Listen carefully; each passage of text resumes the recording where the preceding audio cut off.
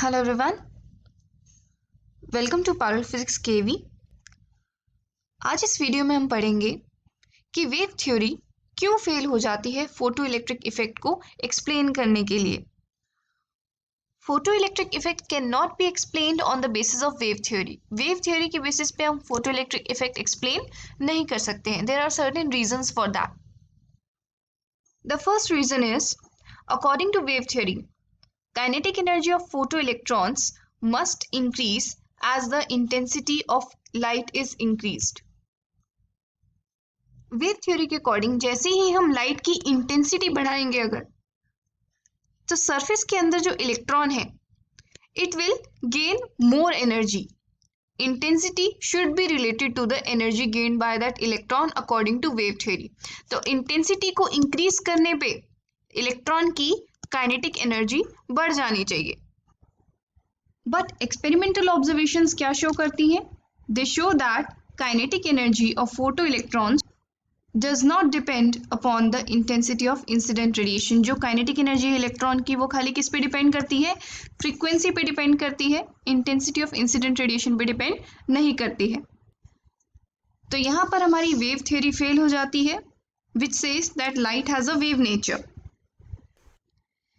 Second point, according to wave theory, if the intensity of incident radiation is sufficient, photoelectric emission should take place, whatever may be the frequency. Wave theory के according, अगर frequency कम भी है, मान लो wave की energy कम भी है, तब भी हमारा फोटो इलेक्ट्रिक एमिशन होना चाहिए. अगर लाइट की सफिशिएंट इंटेंसिटी है, थोड़ा सा टाइम लगेगा लाइट को इलेक्ट्रॉन तक एनर्जी ट्रांसफर करने में, और ultimately this electron should come out with some kinetic energy. But ऐसा हमने एक्सपेरिमेंट में नहीं देखा.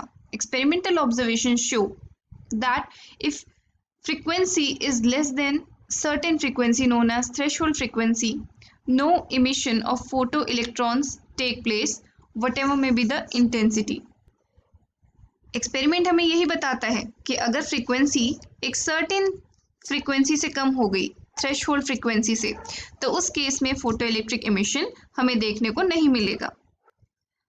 And the third reason, according to wave theory, the electron should take appreciable time before it acquires sufficient energy to come out of the metal surface. अगर हमने बहुत low intensity की light एक मेटल सरफेस पे डाली है, then this electron should start gaining energy from this wave. धीरे धीरे उसकी एनर्जी बढ़ेगी और ultimately it will come out of the surface.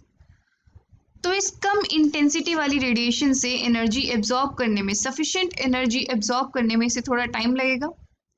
तो photoelectric emission should take time.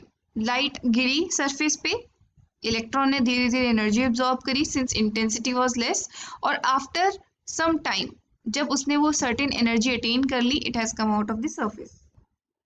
But experimentally हमें ऐसा देखने को नहीं मिला. Experimental observation show that there is no time lag between the incidence of radiation and the emission of photoelectron.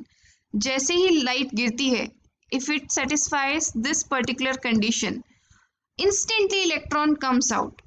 जो electron को energy gain करने में टाइम नहीं लगता है, which wave theory says कि उसे टाइम लगना चाहिए. There should be time lag in incidence of radiation and the emission of photoelectron.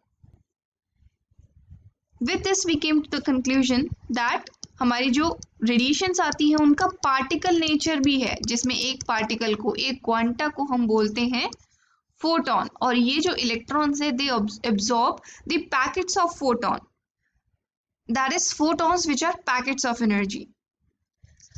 That's why in explaining photoelectric effect, wave theory fails and we say light has a dual nature. उसका दो तरह का nature है, particle nature and wave nature. जो phenomena wave nature को certify करते हैं वो है इंटरफेरेंस, डिफ्रैक्शन, पोलराइजेशन, और जो फिनोमेना पार्टिकल नेचर को सर्टिफाई करते हैं that is photo electric effect, Compton effect. So I hope this topic is clear to you. Thank you for watching. Have a good day.